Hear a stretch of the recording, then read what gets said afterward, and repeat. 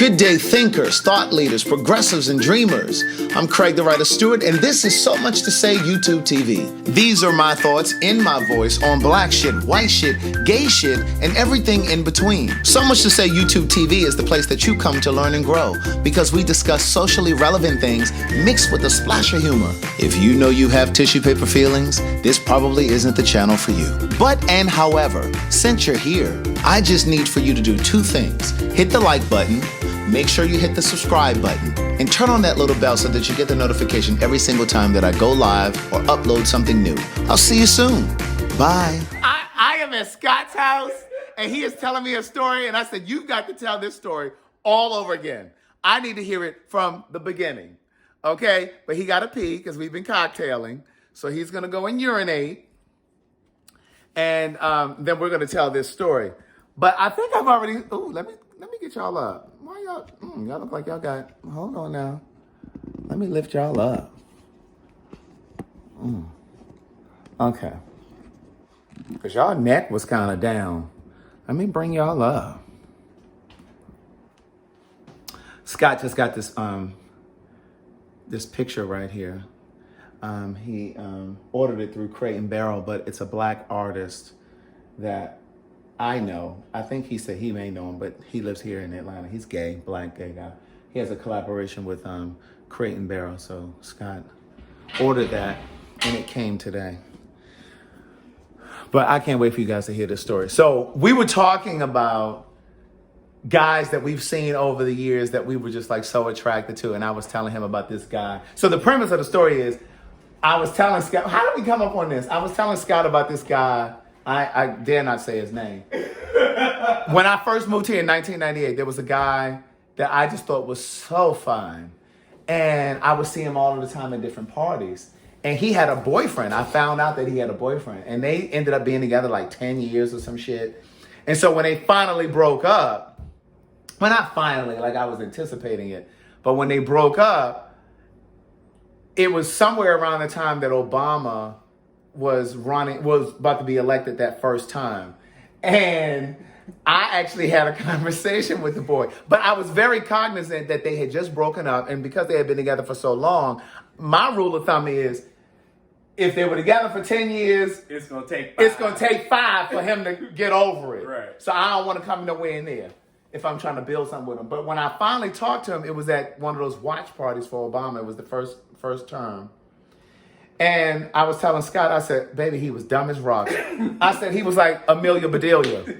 I said, oh, you're dumb. I didn't say that to him, but I was thinking like, that's why the universe never connected us, because you're not really smart. But at any rate, and I was just so underwhelmed. Yeah. So Scott was going into his story. I said, hold on. I got to get this on camera. So Scott was saying that when he and his friends... I think I may have been 25 or 26. Uh-huh. And it was like we were hanging out every night. Me, Terrence, Jeff, and Tim, the four of us.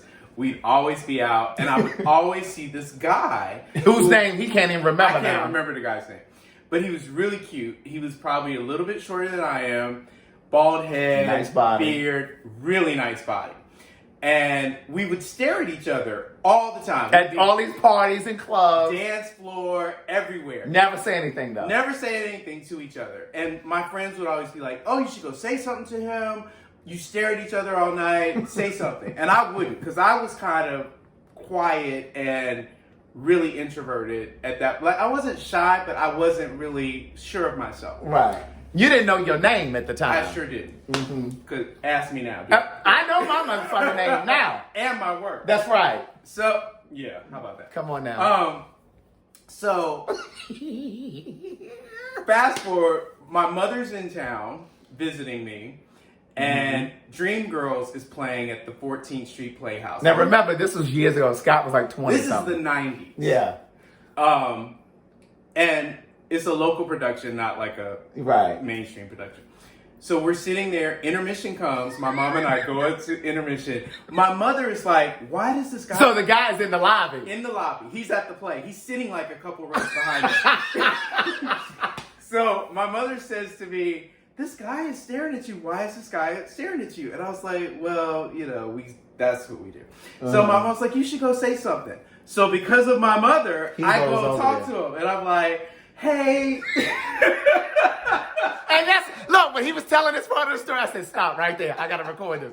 So you said, hey. Hey. And what'd you do? I was like, oh my God, hey.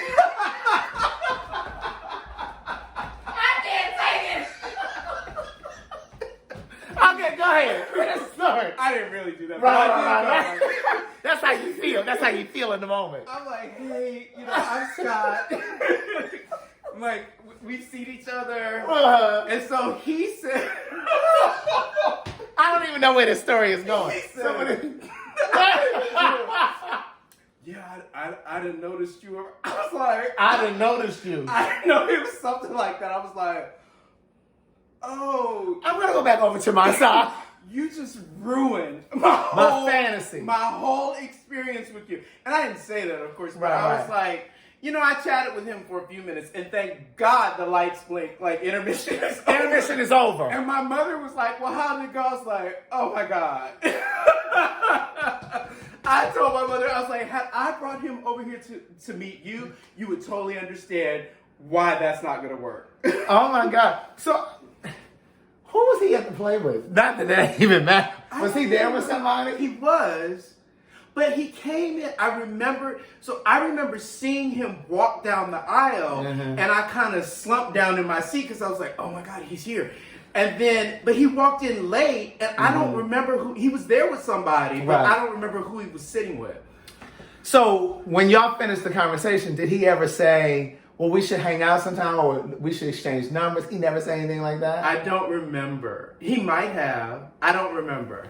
Well, clearly nothing happened. Nothing happened. But here's one of the things that I learned, going back to what you said a moment ago when you said at the time you were kind of, you didn't have the confidence to go up or whatever. Right. A friend of mine said to me years ago, Khalid,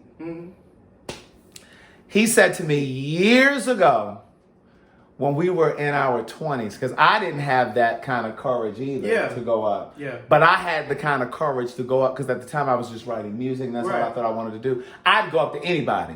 I'd go up to a singer. About your career. About my career. I'd be like, excuse me, I'm a songwriter. I'm trying, I stopped Jermaine Dupri. Isn't that interesting? It is. Because I felt the same, like at work, I knew what the fuck I knew. That's right. And I knew, but at out in the clubs and shit, like that confidence, I kind of was cowered, like, no. And so I remember stopping Jermaine Dupri one day on Piedmont Road.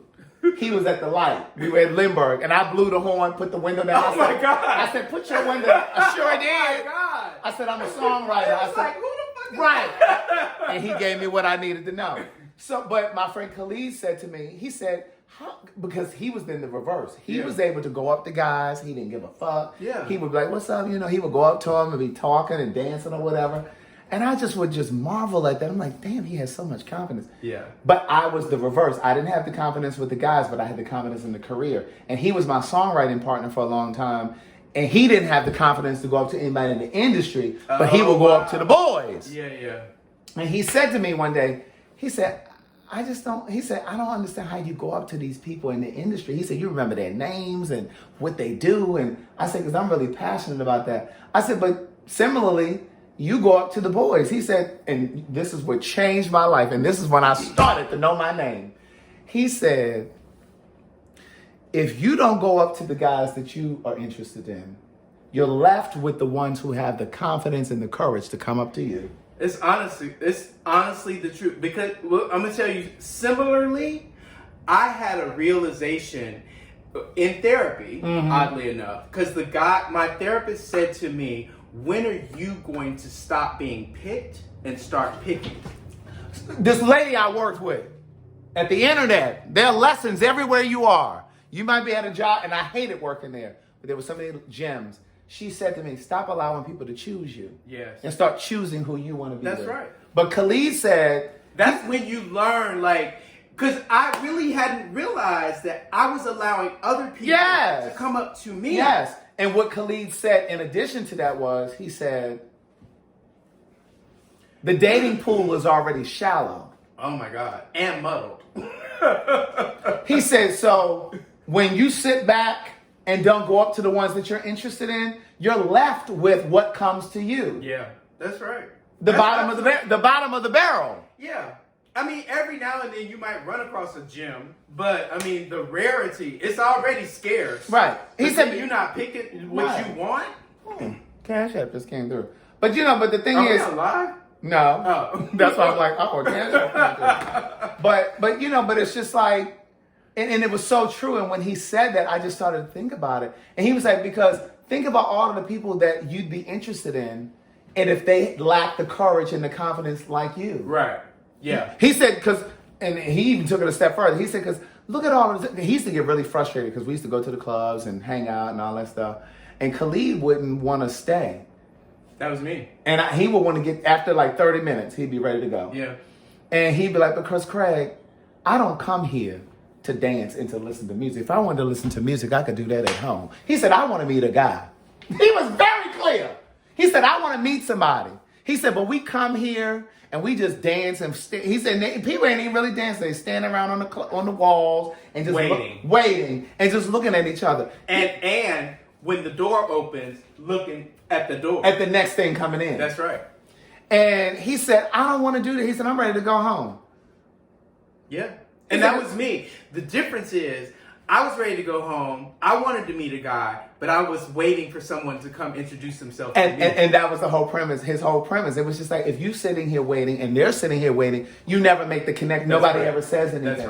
That's right. And so when he said that to me, I started, it wasn't immediate, but I eventually got my nerve up and I started to go up to people and it was like, okay, so what if he reject me?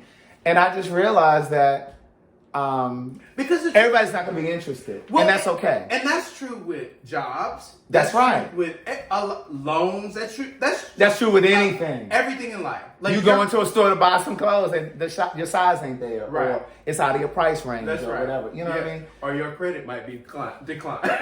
It just ain't for you.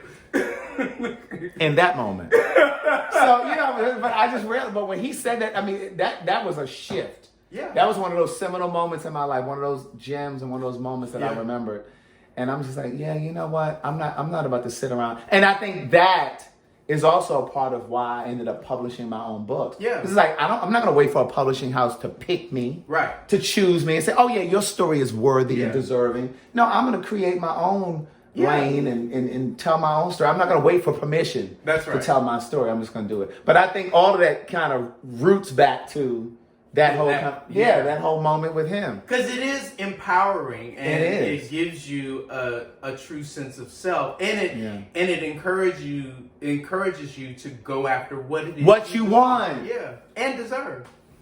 And on that note, join Patreon, patreon.com/Craig the Rhino Stewart. This is Scott, and his YouTube channel is Scott Bogan. I don't even know. Is it Scott Bogan or Scott Allen Bogan? That's my Instagram, but my YouTube channel is just Scott. And your Twitter is Scott Allen Bogan. It is, but I hardly am ever on Twitter. Yeah, I'll be tweeting and sharing shit. But anyway, bye y'all. Good day, thinkers, thought leaders, progressives, and dreamers. I'm Craig the Writer Stewart, and I'm inviting you to join my Patreon. Don't know what a Patreon is? It's my official video diary with only exclusive content that you won't see anyplace else. It's easy to join. Just visit patreon.com/Craig the Writer Stewart. Here's what you'll find on my Patreon. A day in my life, whether that's dinner with friends or a typical workday. Live Q&As with members of my Patreon about each episode of the T.S. Madison Experience and what I was really thinking. I'll even bring you on vacation with me. The video will make you think that you were right there. And last but not least, for all of my aspiring writers, I give you first-hand, one-on-one, personalized attention, answering all of your questions about publishing and self-publishing. So what are you waiting for? Join now. Swipe up or visit www.patreon.com/Craig the Writer Stewart. I'll see you soon. Oh, and one more thing. Don't forget to subscribe to my YouTube channel. That's youtube.com/Craig the Writer. Do it now. One of the best parts of life is when you can admit the truth to yourself about yourself. Cyberspace is a world where one can become something he isn't, but everything he dares to be. I wasn't interested in getting attached to anyone, and I knew I wouldn't take anyone I met online seriously. I had multiple screen names to increase my chances of meeting someone attractive. The majority of the profiles noted HIV negative under status, but I knew better from the work I had done in the HIV community. I knew 1 out of 3 black gay men was positive. The messages I found in my inbox validated me in my depression. In some strange way, they reinforced that I was worthy and deserving.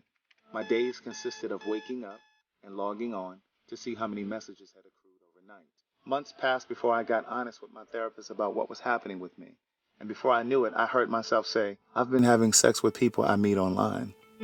To listen to more of Words Never Spoken in Memoir, visit audible.com. I was involved briefly with a married man who believed he had the courage to leave his wife to be with me and to live his truth. This isn't the typical story of a married man promising to leave his wife for a secret lover. Rather, this is a story in part about a gay man who knew he was gay before he got married, but chose to marry a woman because he didn't know how to break free. Rocky and I met on a gay social media site 3 months after I returned to the East Coast to live, and just 11 months after he was married. At the time we met, he was living and working in Dubai as a contractor for the government on a military base, while his wife was stationed in Tallahassee, Florida, where they had a home. In one of the first messages he sent me, Rocky shared that he was married, but that he had regrets. He explained that he had come out to his mother and siblings when he was 18 years old. He sat them. To listen to more of One Thing for Certain, Two Things for Sure, a memoir continued, visit audible.com.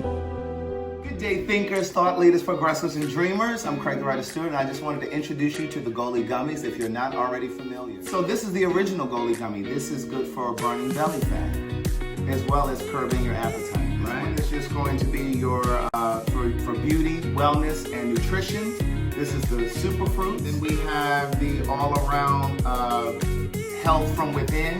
This is the green, the super greens. And then of course we have the ashwagandha. This is good for calming, relaxing, sleeping, anxiety, calming anxiety. The same ones, but this is for the chocolate lovers that are out there. So use my promo code. It's Craig the Writer Stewart. Visit www.goalie.com and the promo code is Craig the Writer Stewart. That's free shipping and of course 15% off.